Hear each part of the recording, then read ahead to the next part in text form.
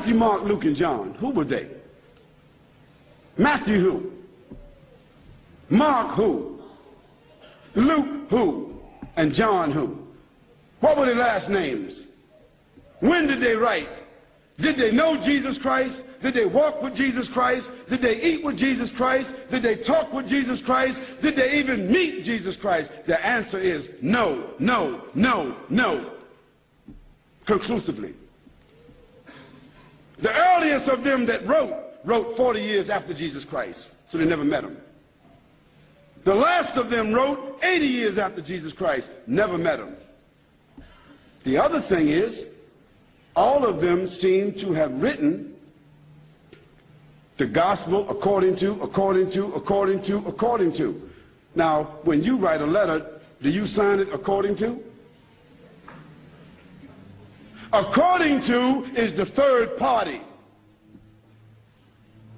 If Joanne or Jackie or Bobby or Johnny told me something and I wrote it, I would say according to Joanne, Jackie, Bobby, or Ronnie, according to. But those four people would not write a letter and in front of it say Jackie according to Jackie and not even write her last name. Because if Jackie wrote me a check and only said Jackie, I couldn't cash it.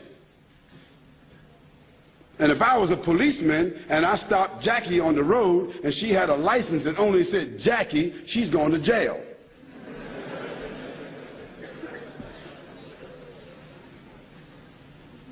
Where in the world is a document with only one name of four different writers that did not meet the one whom they're writing about? Where is that accepted in the whole world? Nowhere except in the Bible. And the church fathers and the church writers and the Christian historians, they all agree that perhaps those four writers themselves were only pen names. Because a writer would not write his first name according to. And there's a great amount of suspicion that the man called Paul, Saul of Tarsus, that because he wrote all the books from Acts all the way to the end of the New Testament, how many books is that? How many?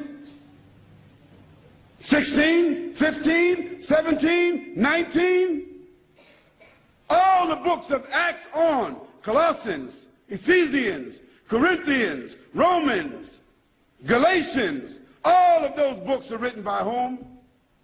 Paul, Saul of Tarsus, another man who never walked, who never talked, who never met, who never ate, who never prayed, who never knew Jesus Christ. Isn't that something? Now here we find four writers and another one between them that wrote all the New Testament books that never talked, never walked, never ate, never prayed, never met the man called Jesus Christ.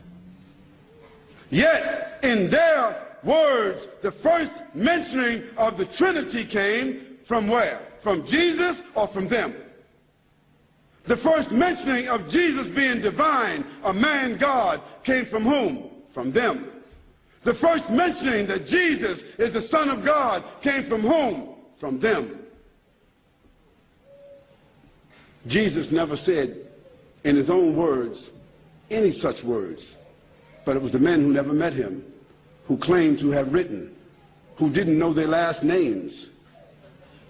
And Paul, by the way, before he had that vision on the road to Damascus that only he saw and only he heard, guess what his occupation was? Do you know? He was a bounty hunter, a hunter of Christians, hunting them down like animals, binding them and bringing them to where? To Rome, so that they could be executed. Now, if Hitler, after killing thousands of Jews, said that on the road to Berlin, he had a vision that he was named an apostle to the Jews, and he wrote 20 books that all the Jews were supposed to follow, Do you think they would be following that book? I don't understand how people just don't read history. This is not what Khalid said, so don't get angry with me. This is your own scripture, your own Bible scholars, their own church fathers. All of them agree that Paul never met Jesus, that Matthew, Mark, Luke, and John never met Jesus. By the way, they were not disciples. Nor were they walkers and talkers of the disciples. They were just writers and historians.